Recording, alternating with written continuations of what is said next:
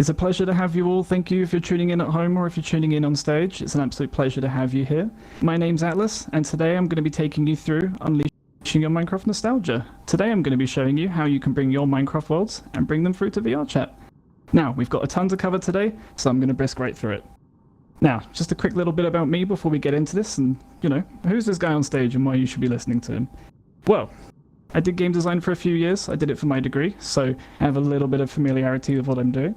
I joined the Furality team as a project manager just recently as well, just for Umbra, so this has been also a fantastic experience just to be here with everyone.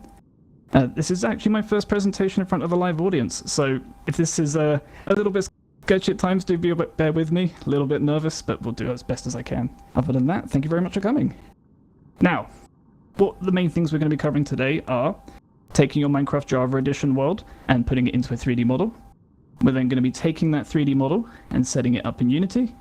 We're then going to be preparing it in Unity in VRChat, so getting ready for upload, lighting, interactions, colliders, things like that. And then we'll just be covering some other nice little topics about world optimization, maybe a little bit of mentioning of 3D printing if we have some time there as well. So, other than that, let's get to it. So, there's just a couple of things I just want to mention before we begin.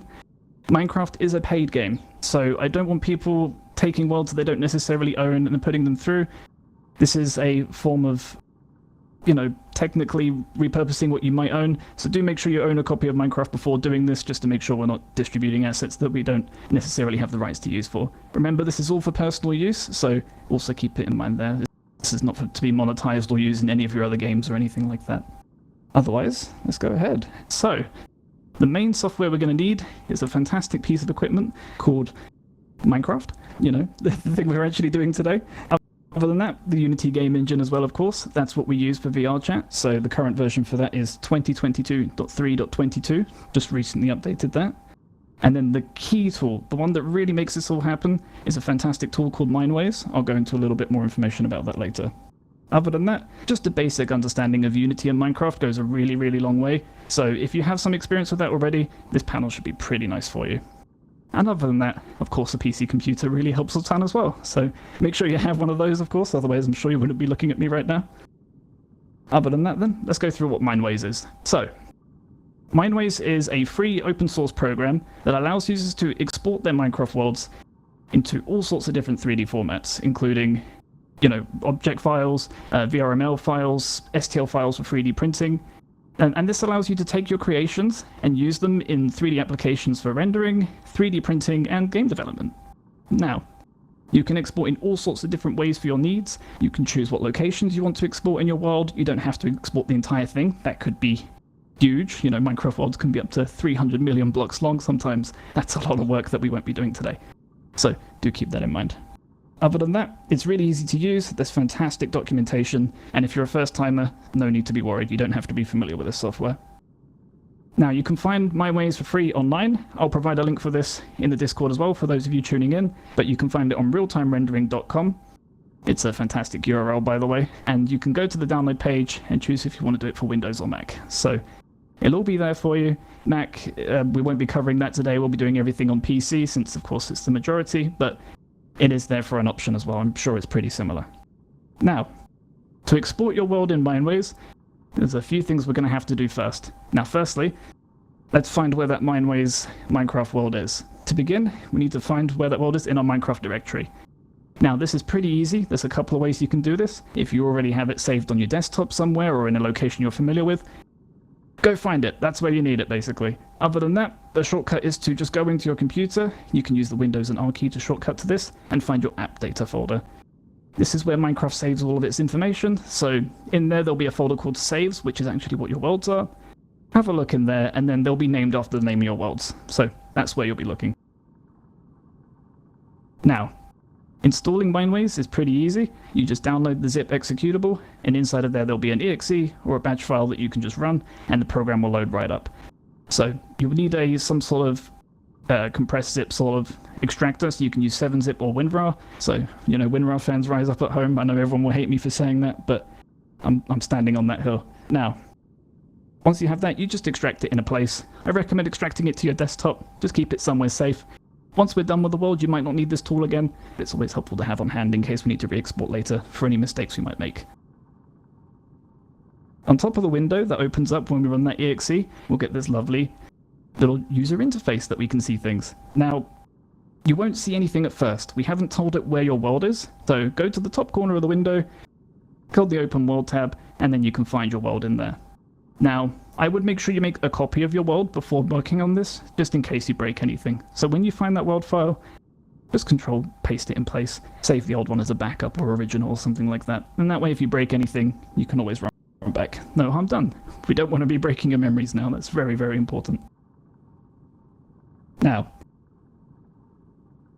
do not panic if you cannot see your house when you load up the world. Of course, Minecraft worlds can be massive, and when you load up the world, it's only going to center in at coordinate 000, exactly where you spawned. Now, you know, how many times have you all been in a Minecraft world and you've had to walk for thousands of blocks to find the land that's just right for you? Well, of course, that means you're going to be thousands of blocks away sometimes, and we have to find you.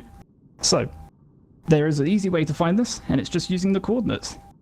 There is also an easy-to-use version. If you want to locate yourself, you can actually go onto the tab and click on the view button, and you can teleport to a player location, and that can also help speed it up if you're actually already currently standing where you saved in that world as well. Now, a really easy way to find your coordinates is to go and look at them.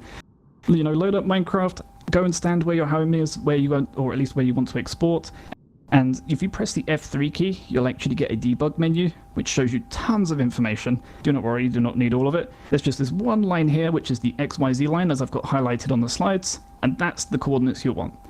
The key ones are the X and Y coordinates, and the Z coordinates, of course, as well, just for height, so just make sure to keep those written down somewhere so you don't lose them. These will be very important. Now, once we've got these coordinates, we need to actually select the area that we want to export. Now, there's a few things to keep in mind before we do this. The larger the range of the world, in terms of how many blocks we're actually exporting, the more work there is to do. So how much you want to export is really dependent on what you're capable of exporting as well, and that goes both ways.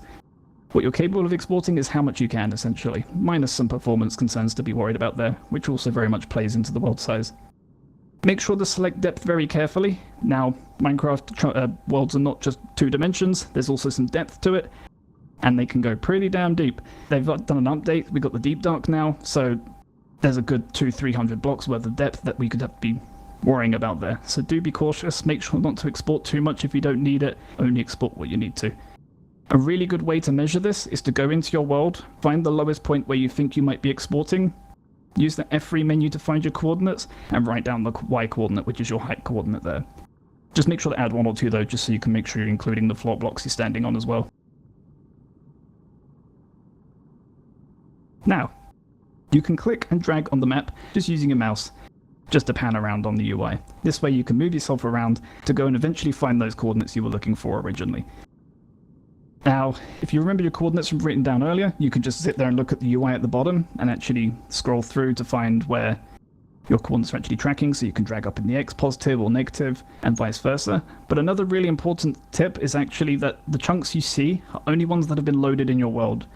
You will not be able to see anything you haven't explored. So if you end up in a place where there's just tons of checkerboard everywhere, you're not in the right place, you've never loaded that chunk before. So either check that you're not missing a minus or a positive coordinate, or more importantly, check you're in the right world. It'd be a terrible shame if you weren't in the right world all along. So make sure you double check that. Now, we need to select the area we want to export.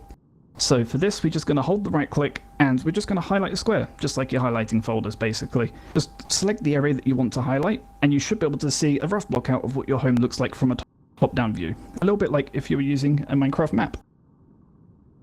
Now, try to minimize how much space you're selecting here. It's really, really important that you're not selecting tons of extra space that we're not going to actually be doing anything with. Of course, a little bit is nice to make sure you've actually got some world to explore, but if you're exporting, for example, an entire village, really make sure you clamp that down because that can be quite a lot of work later that you might not need.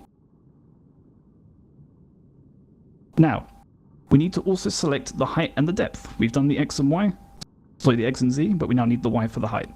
Now, height isn't too important. There's very few cases where you wouldn't need to really be clamping the height, but it is something to keep in mind. But depth is the more important one. So as mentioned earlier, there can be thousands of blocks below you that we do not need to export. So do make sure that you set that depth as close to where you need to be as possible. Again, you'll save yourself tons of time, and more importantly, you won't have to optimize the world as hard if you've got so much less to optimize. So you can just use the slider at the top of the screen. This is where you adjust the height and the depth as well, and then therefore we'll be ready to go. Now, before we export, just a couple of things we need to do. You need to go to the File Export button at the top corner of the screen, scroll down to Export for Rendering. This is what we'll be doing. I know we're doing this for games, but rendering is going to give us the actual model file that we need. You could use this for Blender, of course, if you wanted to, but for rendering is what we're going to be using when we get this ready for Unity for VRChat. Now, in there, you want to make sure you export the file as a .obj. That's the file format I like to use for this, and I think it'll be best for our case. And then just make sure you save that somewhere where you're not going to lose it. You'll have to choose a file directory somewhere. If you're already working in a Unity project, great, you can save it straight there. If you haven't made one yet, we're going to cover that in a moment, so just save it on your desktop for now. Now, there are a few export settings to configure before we can go through with this. The first ones are, you need to make sure you check the Export All Textures to 3 Large Images. This actually creates a texture atlas for us. If you do not know what that is, do not worry. It's just a really nice way of laying out multiple different textures into one image, which can help save us tons of memory as well, which is super neat for Minecraft when there's so many block textures to cover. The next one is to split block by type. This will actually split all the blocks into groups so that we can actually address each different block type in Minecraft in Unity later on. More about why that's important later. Material per family is for the same reason. This is so that we can actually texture the blocks differently. We don't want to make everything look like grass or wood or anything like that. Other than that, there's the check double all billboard bases. This means that things like grass and plants will render on both sides because they're actually planes, and planes normally only render on one side. So just make sure they're double-sided, and that way you don't have any one-way grass or anything like that. Other than that, once you're ready, you're just going to click OK, and we're going to export. Just an important note, make sure you don't modify any other settings. Some things can really give you some different results. Okay, so now that we've clicked on that, you should have this lovely prompt showing you what all these statistics are that you've exported. Do take a look at this, because of course polygons are a really important thing for measuring how our world runs. If we've got millions and millions of polygons to run, oh boy, we're going to have a real time trying to get this world running. So do have a look at this and have a measure. The tries is what it might refer to them as. Tries for triangles being polygons. Now, try to keep this under 1 million if you can. Of course, the size of your world matters, and if it is too high, go back and check the size of what you're exporting again. If this is your first time, stick with something really small. It's just a learning process the first time round. If you get something that works really well, great, you can try something bigger next time. That's what I did, and that's the way I learned.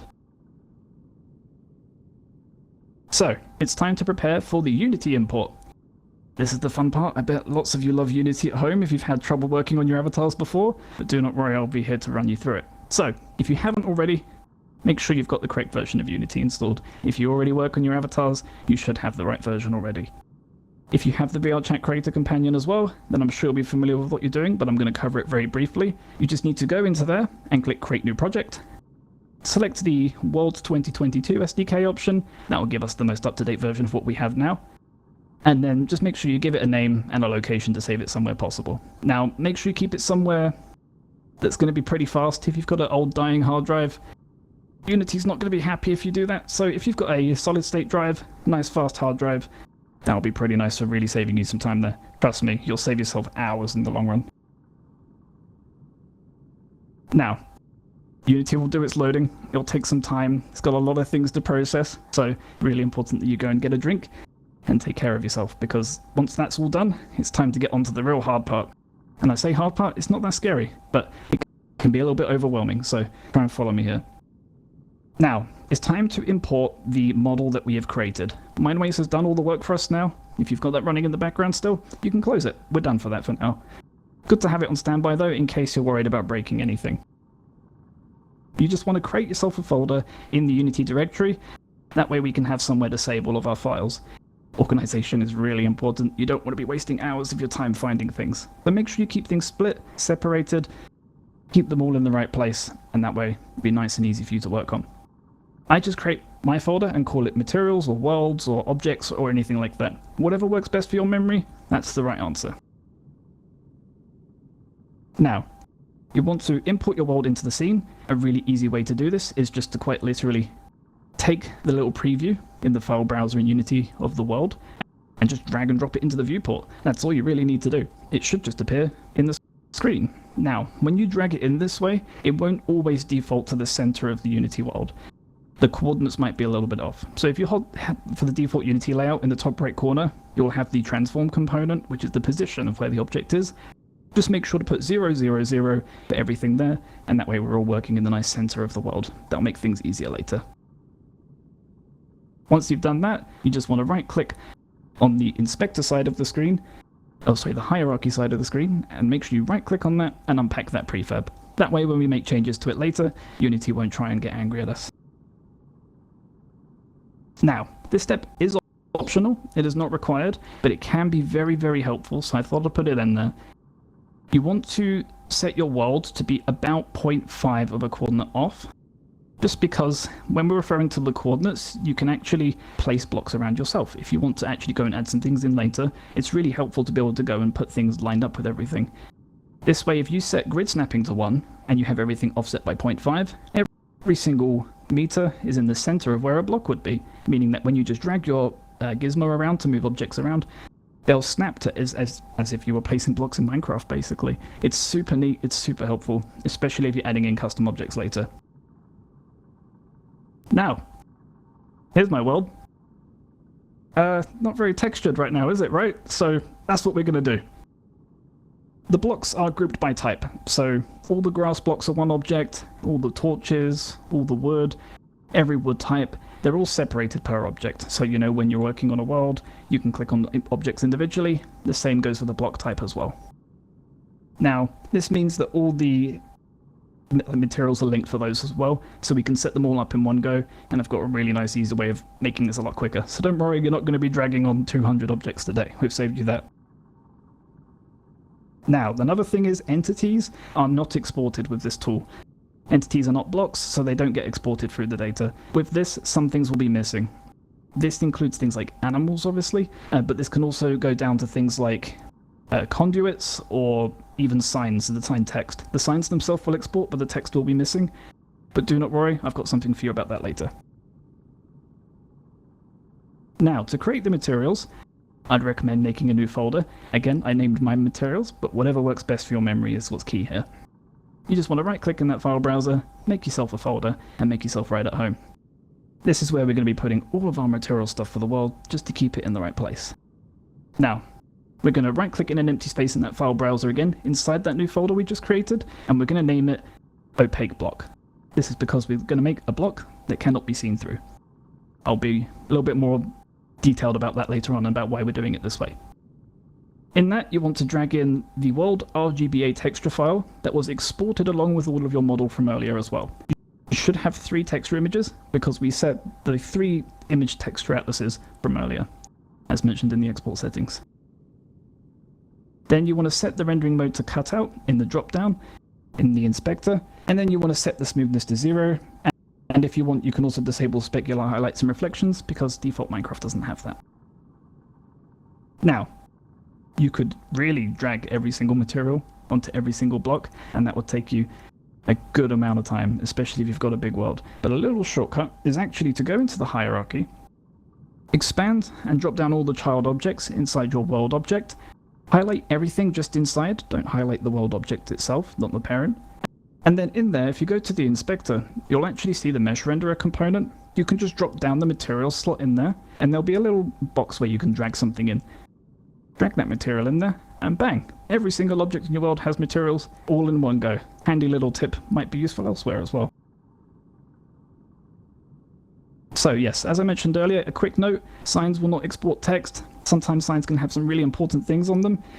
Now, I do have a workaround for you. At the end of this panel on the Discord, I'm going to provide you with a little prefab. It's basically just a Minecraft font UI panel that you can drag over and have your individual lines there to write whatever you want. So you'll have to remember what you typed, but if you still got access to the Minecraft world, that will help you a ton as well. It's not automated, but it's at least a solution. Now, given everything textures, but it looks awful. Everything really does look like that original Roblox look, which is not what we're here for, of course. We're going to do better than that. So, this is a really easy fix. There's just a couple of things we need to tweak. You first need to tell Unity not to compress and filter our textures. We're working with pixel art textures here, so if we try to compress them and filter them, we're going to end up with that horrible blurring you just saw, which makes things look terrible. It's not the Minecraft style, so that's not what we want. So an easy fix is just to go into the world RGBA texture images, and then change the filter to point no filter, and enable alpha as transparency whilst you're here as well. That will help us out later on. Now, if you'll have a look, everything should look pretty good. So, we've got color on everything, but we don't have any light. Light is very important. Of course, every world we go to has some form of light usually. How else can we see? So, there's a few things we need to do here to make sure we have lights. There are two things. We've got the actual sunlight from the sun, the light that illuminates everything, unless you're doing a nighttime environment, of course, or the blocks that emit light themselves. So your lanterns, torches, conduits, chests, anything like that, you need to make sure these have light sources so that we can really mimic that effect. So setting up the light material is pretty easy because we've already done most of the work. You just need to go to that material we created earlier, called the opaque block, and we're just going to duplicate it. That's all we're going to do. And then we're just going to make one final change on top of that. Once you have the opaque block and you've duplicated it, just make sure to rename it to light block so you don't get confused with that later on. And then you're going to go down further into that materials inspector, and you're going to enable emission, and you're just going to drag in the same albedo color texture into that emission slot, and then leave everything as it is. Now, as you can see in the screenshots here, everything looks lit. The lights look a little bit more natural. As if you actually go into Minecraft, you'll notice that torches are lit all the way. They don't have any shading because they are the things creating light. But you can also go one step further with this and add it to lanterns, torches, campfires, nether portal blocks.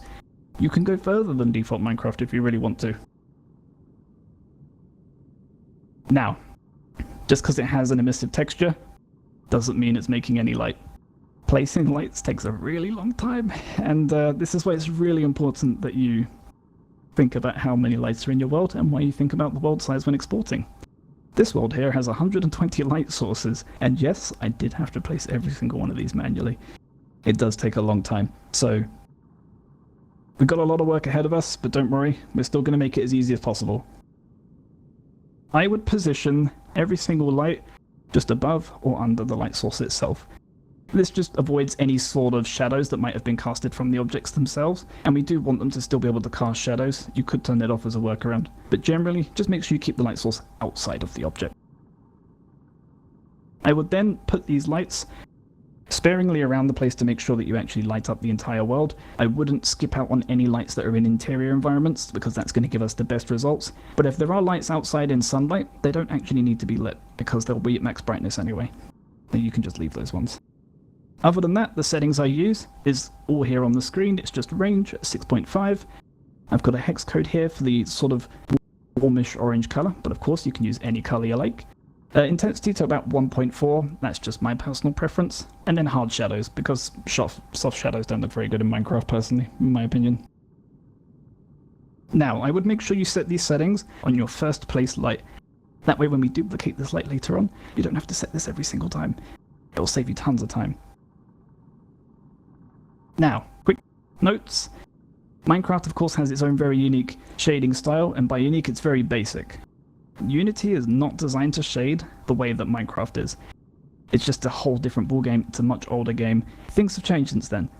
Now, we could try our best to try and copy Minecraft, but promise you, it's going to be harder to make it look like Minecraft than it is just to look amazing. So we might as well just go for the slightly more modern approach, I would say. If some of you use shaders on Minecraft, I know myself, I can't even play without them anymore. Or if any of you have played the RTX Minecraft beta from Nvidia, this is kind of more towards the sort of direction we'll be moving towards in terms of visual look. But of course, this is your world, and you can light it however you like. Now, we're getting close. Water. The water is going to look quite solid right now. Of course, if you go into Minecraft, you will be able to see through it. So we need to fix that very quickly as well. And this will also apply to things like glass later on as well. Now, to do this, we're just going to go back to our opaque block material, and we're just going to duplicate that as well. Make sure to name that transparent blocks.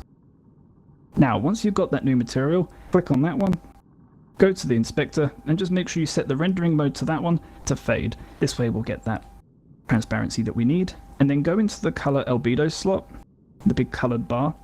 Click on that, and you'll get this little color wheel that appears. Just go to the bottom, and you'll have 4 side-scrolling bars that you can have, which is the RGB values, and then the alpha. Just drag the alpha slot down a little bit, and that way you can control the transparency. I use 200, but you can use whatever you like. Now, this is the big one, baking lighting. Now, there's just a final few tweaks we need to make before we can actually bake the light. We need to position the directional light in a way that gives us shadows that we like. So when you make a scene by default, the directional light will be there. You don't normally have to create this, but if it is missing, just check you didn't delete it. You just want to click on that and use the rotation gizmo just to try and get the shadows at an angle you like. So do something that looks dramatic. You can even go for a sunset if you like. I would leave all the settings at default. You could set the shadows to hard. That's what I did, just again to get that better effect. But soft is perfectly fine. And then when you do that, go to the top of the inspector and make sure to click on static. This way it will actually be baked into the lighting. If your lights are not marked as static, they aren't going to get baked, and we don't want 120 real-time lights running in your world. VRChat will not be very happy with us. So make sure you go to all of your lights and set them as static as well. A little tip, if you are obviously watching this before you go and do this, put all of your light objects in one parent game object, and you can have them all in one go there. That way you can just click the parent object, click marker static, and it will literally ask you if it wants to make all the child objects static as well, doing it all for you in one go. Now, light baking is basically an art form in itself. There is no chance we're going to get through that today. I don't even think one panel would be long enough. There's just so much to cover. Now, there are fantastic videos online. That's where I got most of my experience with lighting from, outside of my Unity experience at university. So do use YouTube. It is perfectly okay to use those sources. There's tons of great resources out there. Of course, if you know a friend that does this stuff, go to them as well. I'm sure they'll have some great information. Now, baking light isn't as easy as just clicking the bake lighting and letting it rip. There are a few settings we are going to need to tweak, just to at least try and give you something easy to work from. This should be a fairly bomb-proof, good enough solution for a lot of you, but of course if your world is just that massive, you will have to tweak things, but I would hope that if you're working on a world that big, you'd know what you're doing by that point. So, these are the settings that I have here. The key ones are to play with is the light map resolution. You want to try and keep that as low as possible before things look truly terrible. Start small, work up and up and up and up until you get that really good quality that you like. Because light maps can be quite big on texture memory, and that ultimately means that the world is laggier, and you need to download more files to do it. So do try and keep this as small as you can. Okay, so once you've got your settings dialed in, you just want to hit this generate lighting button. A little tip, make sure you go to the light mapper and tell it to use your GPU, if you have one, to bake. It's going to be so much faster than your CPU. The CPU could take days to bake, the GPU will only take a couple of minutes at tops. Obviously depending on your hardware, but that GPU is going to be faster if you have one. If you play VRChat, I would hope you have one. And there we are. We have light. And here we can see the differences now of where the light comes in. So just to highlight a few differences, we've got the sunlight coming in through the window. We've got the actual campfire where I put an orange point light in there to have some more warmth coming from it. We can see the shadows coming from the lanterns. And we can just see the sort of darkness that comes around the edges of the room as well, just to really add that sort of mood to the entire thing. It really does transform the world entirely, and lighting is very, very powerful. So the more you can learn about it, the more amazing stuff you can do. And of course, that doesn't just apply to Minecraft worlds, it applies to so much more. Now, there are some ways to improve lighting. Ambient occlusion is one of them. This is a thing that adds natural darkness to the edges of corners, basically. So if you go into the Unity light mapper, there is an ambient occlusion option there, and you can try playing with those settings between bakes to also see how that turns out. Now, there is a post-processing version of this, but this is not very good for VRChat. I don't even think it's supported that well currently. Could be wrong on that, but from my experience of using ambient occlusion with post-processing, you end up with some weird, horrible camera artifacts, so just avoid that one. Make sure you bake it. It's more performant that way anyway. You just have to take a bit more time baking the lighting. Light probes are really important. They will be in tons of worlds that you've been in before. Now, Of course, we can only bake objects that don't move, so the important thing for calculating objects that do move is to give them some sort of light information to try and base themselves off of. So, if you have a player walking through into your house, there's going to be a lot more orange light compared to the more white light outside. We need to adjust that, otherwise people are going to look a bit out of place. So, try learning about what light probes are. Again, not something we can cover here, and there are some free tools that actually help you get those done a lot quicker, and there are some paid ones that are even better, so I won't be covering that, but have a look at those, that will help you with that as well. And then some other ones are reflection probes. Those just tell areas of the world how to actually reflect objects based on a reference. Fog. Minecraft has fog, why not add it into Unity? The default light mapper fog basically costs nothing, so you might as well use it, it's all there, and you can really get some nice moody effects with that as well. And then you could also play with different shaders, try different materials, see what does what. There's tons of free resources and assets out there, so try everything, get everything you can get your hands on. Now, we've got all the lighting, everything looks pretty neat. We just need to add some colliders so that when I spawn in, I don't clip through the floor. We need to be able to walk around, of course. Now, there is a pretty quick way we can get through this, and it's just using mesh colliders. Now, this is not best practice. Mesh colliders are not the best way of adding colliders to everything, but it is sure quicker, and that's the way we're going to do it. So, the fastest way to add colliders to everything is to go into your inspector, select every physical object inside of that world object again, go to the inspector, click add component, and just add a mesh collider. I know there will be tons of Unity people online saying, that's terrible, don't do that, but I'm just trying to do this quickly for people that want to have fun, so this is a really easy way to do it. Other than that, the doors. Now, the doors are not actually able to be separated one at a time. They are all, again, like all the other blocks, linked together, including double doors. So, the way to work around this is to delete all of them. Get rid of all the doors. Go clicking away. Get destroying. Have a bit of fun. Take the stress out a little bit from how far you've made it. Delete all the doors, and then, even better, I've created you a prefab. So, this is a Udon compatible door that is network synced. That way, when you drag this door into your world, you can use VRChat to open and close it. Other people will see it too. It'll all be synced, all ready to go. Just drag and drop at your convenience. And I'll drop that in the Discord as well so that you guys have access to that. And again, if you have snapping enabled from earlier, it'll be even easier to place this because it will snap exactly where it should be. Alright, this is it.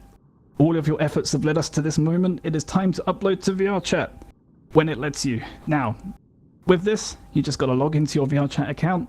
Just a quick note, you must have a VRChat account to do this. You can't just use Steam, and you must be at least a new user, which is pretty easy. Spend 10 hours in the game, you'll get it in no time. You just want to set yourself the name of the world and a profile icon for the world as well. That way you can actually see what it looks like, and it gives people an idea of what they might be joining. So do have a look at that. It's really important to set that to something that's representative so that people know what they might be getting into. Here then, you just want to set the rest of the details, agree to the privacy policy, of course, if you agree to it, and then click upload. There'll be the build and upload option at the bottom. Now, you may have gone into the world and noticed that things are quite laggy. Things aren't running quite as well as they should be. Now, of course, there's some optimization we might need to do here, just to make sure this runs as best as possible. There are some really helpful tools, like occlusion culling. This is a thing that can hide objects that aren't in view. But this doesn't tend to be as effective for these Minecraft worlds just because of the way objects are linked together. So some other options is to use a fantastic tool called VR World Toolkit. It has tons of debugging information specifically for VR worlds. Fantastic for VRChat. I use it all the time. It can even get post-processing set up for you at the click of a button, which saves you tons of time. Especially when I keep forgetting how to do it properly every single time. I thought I'd learn by now. Other than that, you can also combine some meshes together to try and save you some performance there. Again, this can be pretty destructive, so only do this if you know what you're doing. But it is an idea. I thought I'd give it a shout. And then other than that, make sure all of your lights are baked. Make sure all of them are marked as static, and when you go to the inspector, make sure you drop down that mode into baked, not mixed or real-time. Real-time lights are very expensive to do, so we want to avoid that if we can. So go and have a double check at everything. We don't want to be casting some really horrible shadows. Now, you can make some more objects interactable. Of course, you could add music to the world. You could add the toggleable doors from earlier. You could add buttons that actually press things. There's so much more you can do. You could even animate particles for your furnaces. There's so many things I wanted to create for this panel that I simply didn't have time to, but it just gives you something to work on. So particle systems are also a ton of fun, so I recommend giving those a look. And I just had some other fun ideas I thought I'd shout out. These were just some things that I did want to do before this panel. You could do a working nether or end portal. You can export those dimensions on Mindways. They will let you. There's just a view drop down in that tool. You could do an animated fire or campfire, also really helpful. You could do a day-night cycle, or animate the water textures. Use buttons instead of UI panels. Make it purely look like Minecraft. Or you could go crazy with the lighting and do some really crazy stuff. You can maybe have some pickups like a sword or a pickaxe. And you can even make maybe openable chests, objects you could actually play with.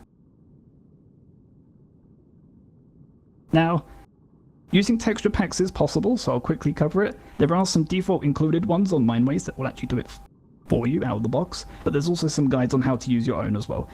Yes, you texture pack lovers at home, they have thought about you, they're all there. There's some great documentation I'll let you have a look through online.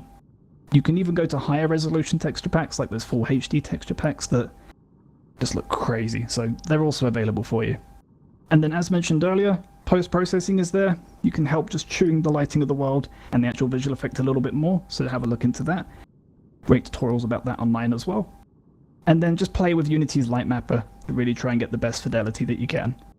And other than that, environmental effects, like I said earlier, fog and weather, can really just help bring a bit more of Minecraft into Unity. That really helps sell the whole effect. Now, yes, you can bring Quest into this.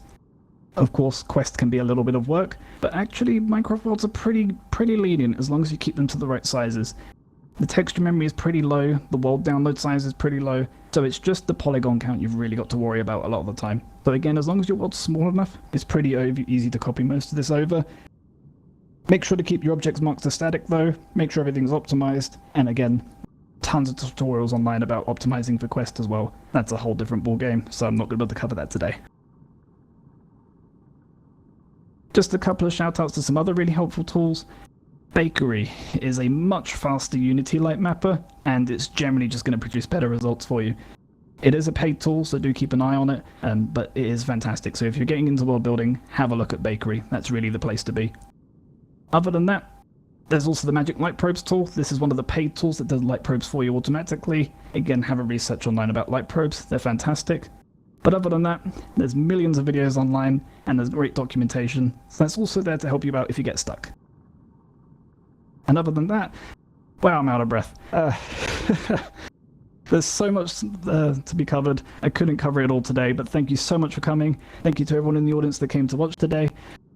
I'm now going to answer all the questions the best I can, so if I could invite Demmy on stage to help me out here. And we're going to try and answer any of the questions you have in Discord. Yep, and there's actually one very common question. By the way, for those who would like to answer any questions, go to the Bring Your Minecraft World of VRChat Q&A channel in our Furality Discord. I can post some questions there for Atlas to respond to. One common question that was asked a lot by Rooks of the Thief, Riley, and Madness of Men is about modded versions of Minecraft, if Mindways would work with modded versions. I'm so sorry, it's not mod compatible. I think there was some mentions on forums, but it's just, there's so many mods out there, I'm not sure if it'll ever exist to be, I'm afraid. You could try custom modeling some of your own things at home maybe, to try and fill in the gaps, but if you've got some pretty serious mod packs, that might be a little bit more of a do-it-yourself thing, I'm afraid. I'm really sorry it's not there. That is okay. Let's see. I believe there was a point on shader packs and texture packs. How might those work? They're asking about that again. Maybe you could repeat that again? I'm so sorry. So yes, I did have to brisk over this. I haven't played with this too much myself, but I have seen that you can have texture packs on Mindways to actually export the different texture image formats for you. The way that image textures are exported from Mindways is important for making it really easy, but there is also a whole documentation page about setting up your own texture packs. So if you have a look on the Mindways website, again, realtimerendering.com, go through the help and Q&A section, there'll be a thing about texture packs in there. I think it'll do a better job than I could explain here, but that's going to be the best resource for you. Yeah, that sounds good. Reverse Fall asks any input on culling occlusion. So yes, I had a very brief mention of this. I'll try and give a better explanation now. So when you're trying to use a culling, if you are not looking at an object is supposed to disappear in your view. Now, part of the problem with the way we've exported this world is that we've linked all the blocks together. So if you're looking at one torch over there, another torch that's on the complete opposite side of the map is still going to be rendered because you're still looking at the object at some point, because it's all technically one massive object. This breaks a lot of the culling, so unfortunately, it doesn't all work. So a lot of the time, poly count is really going to be the best way of getting your world in the right ballpark. You could try and split up blocks to try and break it apart, or maybe break the world into chunks to try and break things up. I haven't played with that myself, but it's definitely a thing you could do. But there's a few more technical things you need to be aware of if you're doing that. All right. This is a question also mentioned a couple times by Red and Kaizo Airi. Which version of Minecraft works with Mineways? So which version might be compatible with that tool? So Mineways updates all the time. I use the most recent version of Minecraft, 120.6. All works perfectly fine. So they're updating it.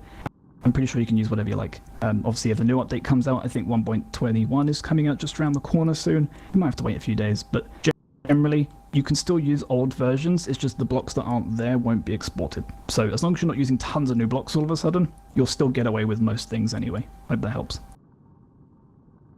Awesome. Soft Diamond asks, is there a tool for entities, or would we have to model those in ourselves? It's a fun thing you could work on for sure, but yes, entities are not included. You'll have to probably try and animate those yourself, but if you do figure it out, definitely drop me a message. I'd love to see those. That'd be a really fun project. Awesome. I also will mention to the people asking about where these slides or the video will be available, the VOD of this presentation will be uploaded after the convention. Thank you so much. All good. Another question that someone asked was, let me find it quick because it's scrolled by a little too quick. We're getting a lot of questions. Thank you all so much. I believe it was someone asking about a void world and how importing that would work. Once I can find the exact question, but a void world. Gonna need a little bit more information on that one. Yeah, I would be unsure what a void world is too. You might have to be a bit more specific. I'll take a guess. I see you, Prince. I can take a little guess.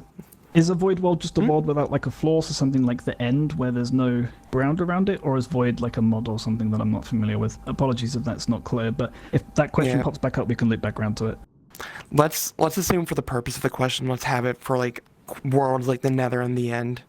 In that case, so the Nether, of course, this is where the height is important because the Nether is covered on all four sides of the building, or for the world, sorry. So height is really important when exporting the Nether, and as a result, you end up exporting tons of blocks.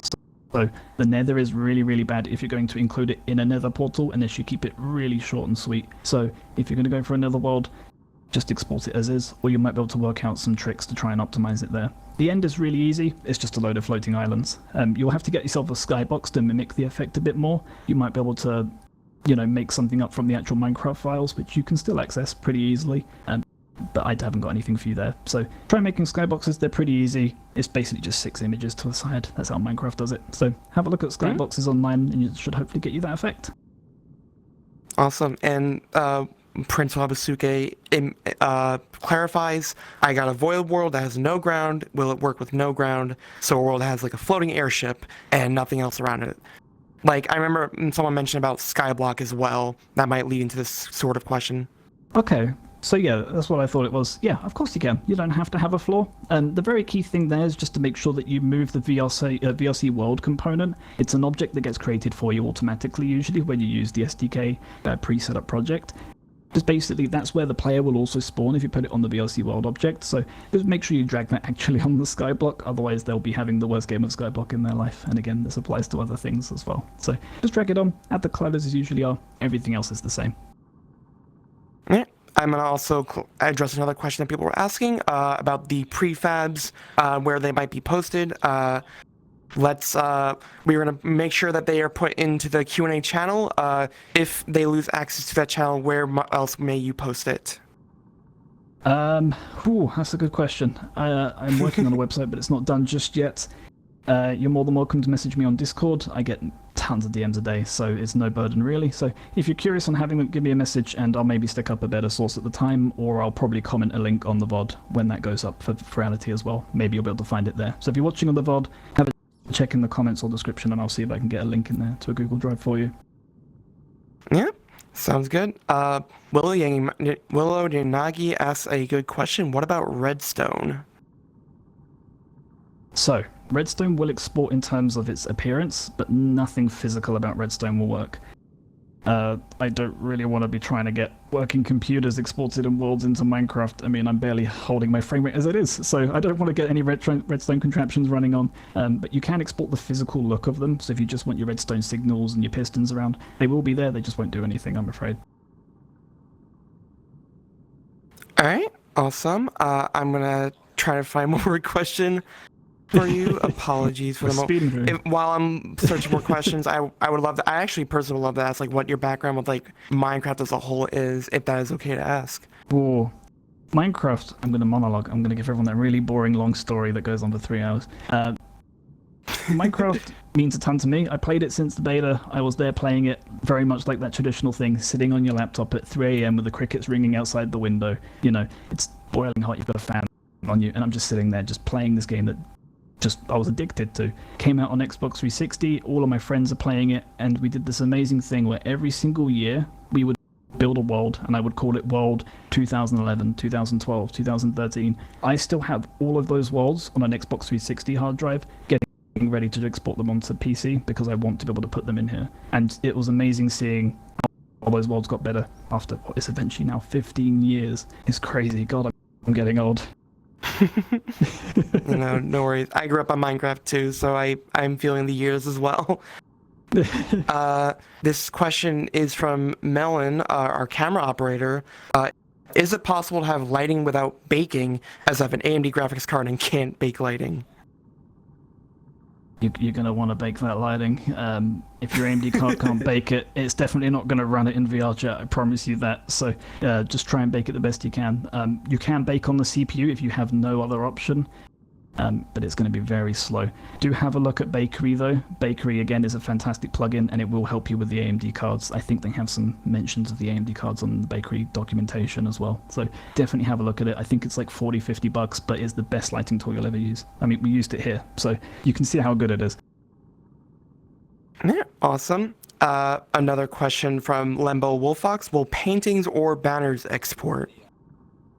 Unfortunately not, because paintings and banners are actually entities in Minecraft. Again, you could maybe create like a plane or just take a cube and put an image on it. You could go and get the painting textures and put those on. Again, another fun thing you could work on. But unfortunately, those are considered entities, so you will not be able to export those using Mineways as of yet. Alright. Titan Multihead asks, does Mineways work with Bedrock, or is it only Java? So, okay, you can do it with Bedrock, but you can't just take a Bedrock world file and stick it in there. However, you can use a tool like MC-Edit to take the Bedrock world, if you're able to get it on your computer somehow. I think Xbox or Microsoft let you do it some way. Put it into MC-Edit. You can then convert it to a Java Edition world. Rest is as explained here as well. So, and again, all the slides will be uploaded, so you'll be able to have a look at those to run through it again. So yes, you can, but you have to convert it first. Alright. We seem to be running low on questions and we're running out of time, so I'll ask one more quick one. Will this tool work with previous older versions of Minecraft, or would it just be more up-to-date currently? Yep, it will do everything. The only things that might be a little bit different are if there were changes. So for example, the gravel texture's changed a couple of times, the new Minecraft texture pack's all there. So the old world geometry will still export, because the Mineways updates is just including new blocks that are getting added. Ultimately, that's all it cares about. So yes, you can use old versions, but the textures will still be ported to the new one. Though I think there is a texture pack for the original programmer art, so do check that out. I think that is there, actually. All right, awesome. Thank you so much, Atlas, for your presentation. Thank you so much. I just want to say thank you to everyone for coming. It's been an absolute pleasure. Thank you to people that have come here to watch me today. Thank you to the event stream team for having us. And just there's so many more teams I want to thank for this. But have a wonderful time on Solara. I hope you enjoy the rest of the convention. And if you see me, don't be afraid to say hi. It was an absolute pleasure, and have a wonderful time, everyone. Thank you.